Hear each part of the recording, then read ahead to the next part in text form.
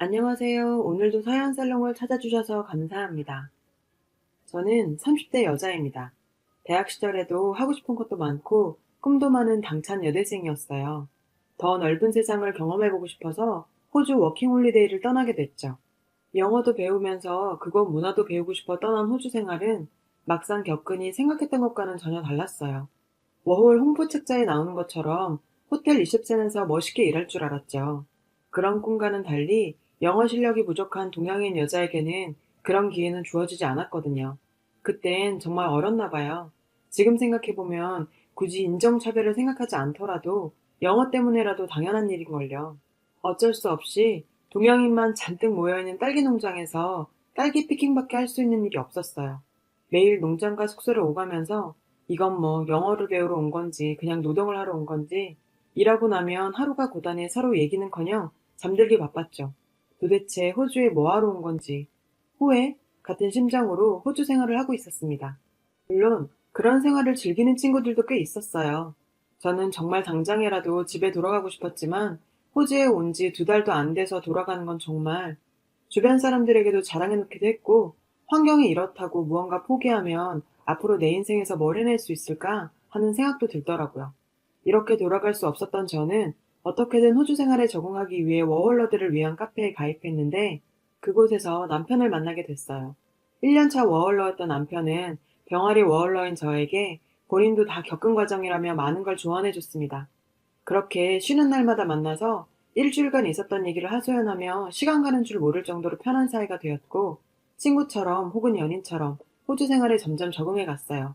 전 이 이역만리 타지에도 의지할 곳이 생겼다는 자체에 마음이 안정이 되었고 남편의 도움으로 농장에서 벗어나 골든코스트에 있는 작은 호텔에 취업을 하게 되었어요. 드디어 제가 꿈꾸던 호주 생활을 시작했어요. 정말 농장에서 일하는 거랑은 천지 차이였죠. 거의 온종일 영어만 쓸 정도로 영어만 쓰다 보니 하루가 다르게 영어 실력도 쑥쑥 올라갔고 다양한 나라의 사람들을 상대하면서 즐거운 나날들을 보내고 있었어요. 그런데 만남이 있으면 이별이 있듯 남편의 비자가 끝나게 되면서 한국으로 돌아가게 되었는데 사실 그때까지만 해도 좋은 사이라고 생각은 했지만 사귄다거나 뭐 결정적인 일들이 있었던 건 아닌 상태로 저희는 이별하게 되었습니다.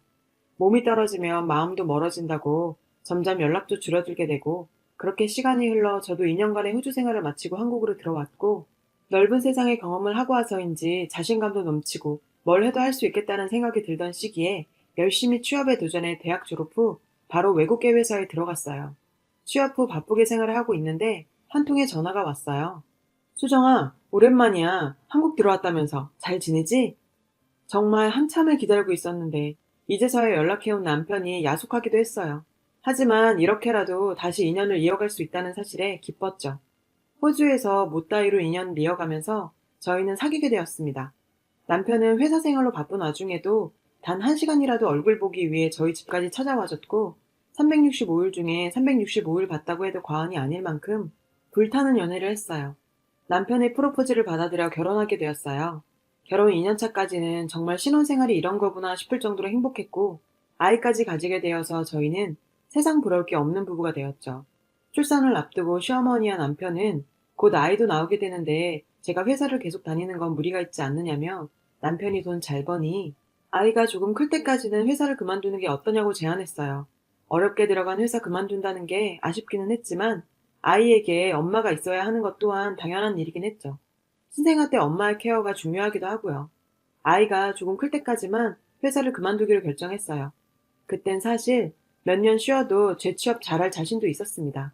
출산 후 아이와 2년의 시간을 보내고 저도 슬슬 사회로 복귀를 위해 재취업을 알아봤지만 제가 생각했던 것과 달리 출산 후 경력이 단절된 여자에게는 사회는 냉혹하기만 하더라고요. 왜 경력녀라는 말이 나온지 실감했어요. 그래도 저는 저의 일을 하고 싶었습니다. 작은 레스토랑 사장이 되는 게 꿈이었던 저는 오랜 고민 끝에 호주에서 호텔에서 서비스하며 일한 경험을 살려 레스토랑 창업을 해보기로 결정했어요. 남편도 좋은 생각이라며 저를 적극 지지해줬고 저도 정말 자신이 있었거든요. 이 선택이 제 인생에 얼마나 큰 파도를 몰고 올지 그때는 미처 생각하지 못했습니다. 야심차게 시작한 퓨전 레스토랑은 제 의욕만 너무 과했던 걸까요? 음식 맛과 서비스는 좋다는 평가를 받았지만 운영하면 할수록 젖잘폭만 커지게 되고 도저히 가게를 지속할 수가 없었죠. 오픈 1년 만에 폐업하게 되었습니다. 사업 실패의 후유증은 너무나 컸어요. 제가 모아둔 돈을 다 날린 건 물론 오픈할 때 대출받은 돈과 적자로 인해 쌓인 빚이 1억 가까이 됐어요. 하지만 정작 더 큰 문제는 남편과 시댁의 태도 변화였어요. 가게를 접은 뒤 남편은 집에도 늦게 들어오고 저만 보면 한숨 쉬면서 투명인간 취급을 했고, 시아버지께서는 암탉이 울면 집안이 망한다는 옛날 말이 전혀 틀린 게 없다며 저를 볼 때마다 얘기하셨죠. 1억의 빚까지 지게 된 건 모두 제 잘못이니까 입이 10개라도 할 말이 없었고, 정말 죄인이 된 양 위축돼서 지냈어요. 꿈 많고 당당하던 저의 모습은 온데간데 없고 남편과 시댁의 눈치만 보며 지내게 되었습니다. 사실 어머니 성격상 이 사실을 알면 쓰러지실 수 있다는 생각에 남편과 시아버지는 어머니께 자세한 내용은 일단 숨기고 있던 중이었어요. 어느 날 어떻게 아셨는지 제 가게가 망한 걸 넘어 1억 빚까지 지게 되었다는 사실을 알게 된 시어머니는 흥분한 모습으로 저희 집으로 찾아오셔서 제 뺨을 때리더라고요. 아이고, 수연 엄마는 의사 사이 보고 떵떵거리면서 사는 거 눈꼴 싫어 죽겠는데, 누구는 며느리 잘못 봐서 집안 폭삭 망하게 생겼네. 도대체 사돈은 자식 교육을 어떻게 했길래? 우리 아들이 네 빚 갚는다고 인생 망치는 거 나는 눈 뜨고 못 본다. 너 같은 며느리 필요 없으니 당장 이 집에서 나가라. 부모님에게도 맞아보지 않은 뺨까지 맞고 쫓겨나듯 집에서 나온 저는 친정에도 갈 수 없었고 울면서 남편에게 전화를 했어요. 그래도 이런 상황에선 제 편이 되어줄 거라고 생각했던 남편은 이미 시어머니와 같은 생각인 듯 했습니다. 오빠, 사실은 오늘 어머님이 찾아와서 엄마 만났으면 대충 들었겠네. 난 이 빚 갚아줄 생각 없으니까 우리 이혼하자. 너 때문에 내 인생까지 망칠 순 없잖아? 네가 빚진 건 이혼 사유로 충분한 거 너도 알지? 우리 질펀하게 굴지 말고 그냥 깔끔하게 헤어지자. 알겠지? 아니, 그래도 내가 열심히 일해서 빚 갚을게. 우리 딸 소유도 있잖아. 제발 그러지 마. 제가 울면서 애원을 해봐도 정말 그렇게 자상하던 남편도 돈 앞에서는 피도 눈물도 없이 차갑더라고요. 물론 제가 진 빚 남 탓할 생각은 없었고 아예 이해가 안 가는 것도 아니었지만, 아이까지 낳고 함께 산 부부 사이에도 그저 돈 앞에서는 그냥 남이 되는 현실에 저는 그저 할 말을 잃었습니다. 그래서 남편인 건지. 그렇게 이혼하게 되었는데 법원에서는 경제력도 없고 빚만 있는 저에게 양육권을 맡길 수 없다며 남편의 손을 들어줬고, 저는 빚만 가진 채 쫓겨난 꼴이 됐어요. 시댁에 찾아가서 아이만큼은 제가 키우게 해달라며 무릎 꿇고 빌었지만 문도 열어주지 않더라고요. 희망이란 없는 긴 어두운 터널을 지나는 듯한 그 시기에는 극단적인 선택을 하는 사람들의 심정이 이해될 정도로 나쁜 생각조차 하기도 했고요.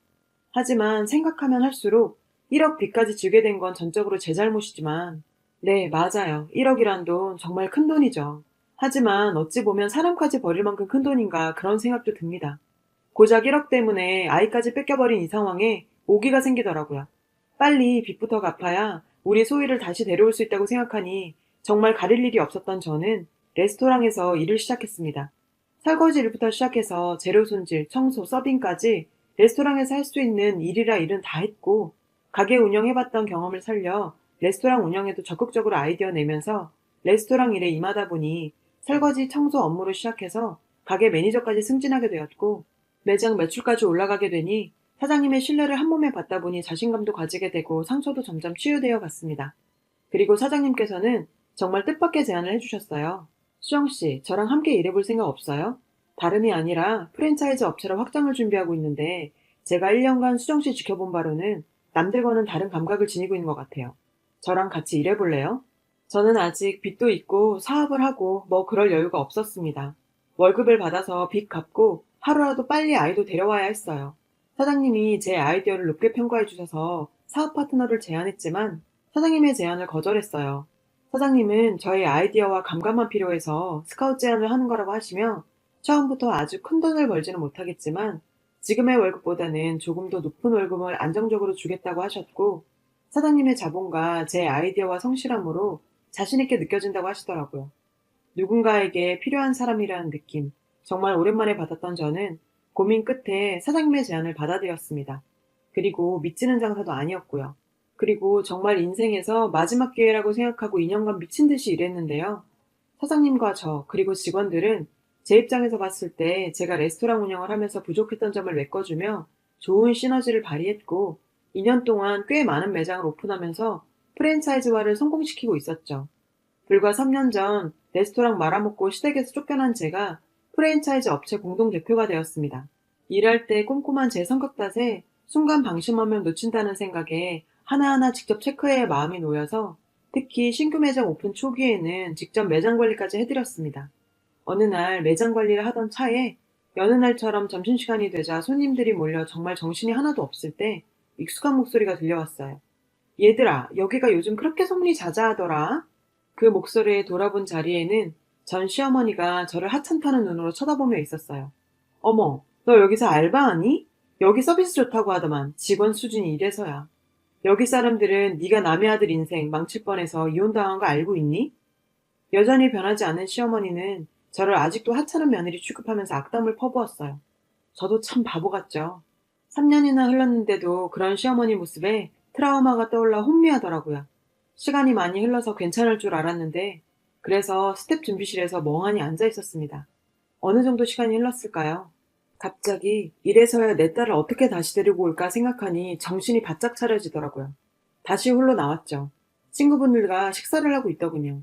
저한테 그렇게 악담을 퍼붓고는 밥이 입으로 넘어가는지 우걱우걱 잘 먹고 있는 그 모습에 정말 겨우 저런 인간한테 시달린 거 생각하니 오히려 화가 났고 그래서 그 테이블로 갔어요. 인사가 늦었네요. 안녕하세요. 결혼식 때 다들 뵀죠? 뭐 이혼했지만 그래도 인사는 해야 할 것 같아서요. 아니 뭐 하는 짓이야? 니깎게 먼 게 내 친구들한테 인사를 해? 니 주제에 맞게 굴어. 들은 척도 안 하고 그 테이블에 같이 앉았어요. 처음부터 저에게는 그 여자 허락은 필요하지 않았거든요. 이게 보자 보자니 밥맛 떨어지게 어디서 알바 주제에 손님 테이블에 앉아? 직원 교육이 엉망이구만. 여기 사장 나오라 그래. 참 어디서 본 건 있는지 사장 찾아대는 어머님께 조용히 명함 한 장을 내밀었어요. 제가 여기 프랜차이즈 대표예요. 사장 부를 필요 없이 그냥 저한테 말씀하시면 돼요. 어머니는 적잖게 당황하신 듯 말까지 더듬으셨고 같이 온 친구분들도 웅성웅성 되셨어요. 이혼하고 나서 일이 술술 잘 풀리더라고요. 이럴 거면 하루 빨리 이혼할 걸 그랬어요. 아들 인생 말아먹은 게 제가 아니라 제 인생 맡고 있었던 게 그쪽 집안이었나 봐요. 말했더니 손을 부들부들 떨더라고요. 어머, 또 때리시게요? 아직도 그 손버릇 못 고치셨어요? 저 때리면 이제 범죄예요, 범죄. 집안 말아먹으려니라고 얼마나 때리시던지요. 다 지난 일이니 이렇게 웃으면서 말할 수 있죠. 어머님 폭력 잘 쓰시잖아요. 새며느리 들이시면 때리지 마세요. 제가 멍청했으니 그냥 넘어갔지 고소당해요. 친구분들도 조심하세요. 이분 손버릇 장난 아니거든요. 제 말에 반박도 못하고 그저 할 수 있는 게 욕짓거리밖에 없는 걸 보니 저런 여자한테 절절 매던 제가 다 한심스러울 정도였어요. 혹시 저기 수연 씨 어머니시죠? 어머님께 얘기 많이 들었어요. 지지리도 가난했던 년이 의사 사위 보고 나서 어깨에 힘들어가서 떵떵거리면서 사는 거 꼴 보기 싫다고 그렇게 말씀하시던데 아직 잘 만나고 계시네요. 얼마나 뒷담을 해대는지 제가 친구분들 이름도 외울 정도였다니까요. 당황한 표정으로 제 입을 막아보려 했지만 이미 엎질러진 물을 주워 담기는 늦었어요. 주변 친구들의 시선은 이미 싸늘해진 후였고 가게의 손님들도 수군거리기 시작했습니다. 그렇게 당당하던 그 여자는 얼굴이 사색이 되더니 부들부들 떨면서 가게를 나갔는데요. 정말 친구들 앞에서 본인의 가면이 벗겨진 그 여자가 꽁지 빠지게 도망가는 걸 보니 좀 고소하더라고요. 저녁에 전 남편에게 전화가 왔어요. 그렇게 울고 매달리면서 전화해도 전화도 받지도 않던. 야, 너 우리 엄마랑 무슨 일 있었던 거야? 오랜만이네. 오늘 어머님 뵀는데 여전하시더라. 여전히 내가 자기 며느리인 줄 알고 함부로 대하시던데 너 도대체 무슨 말을 했길래 엄마가 죽는다고 난리를 치냐고. 내 인생 망친 것도 모자라 우리 가족을 다 망치려고 드는 거야? 네 인생이 왜? 네가 빚을 갚아주기로 했어. 뭘 했어? 마누라한테 빚 생기니까 지 피해보기 싫어서 그냥 아이까지 빼앗아 내쫓아놓고 이 비겁한 놈아. 그랬더니 남편은 이혼할 때 위자료 청구 안 한 것만 해도 다행으로 생각해야지. 제가 염치도 없다며 빚밖에 없는 여자가 무슨 아이를 키운다는 거냐고 앞으로 아이 볼 생각 꿈도 꾸지 말라더라고요. 아, 너희 엄마가 말 안 했니? 나 네 엄마가 오늘은 식당 대표야.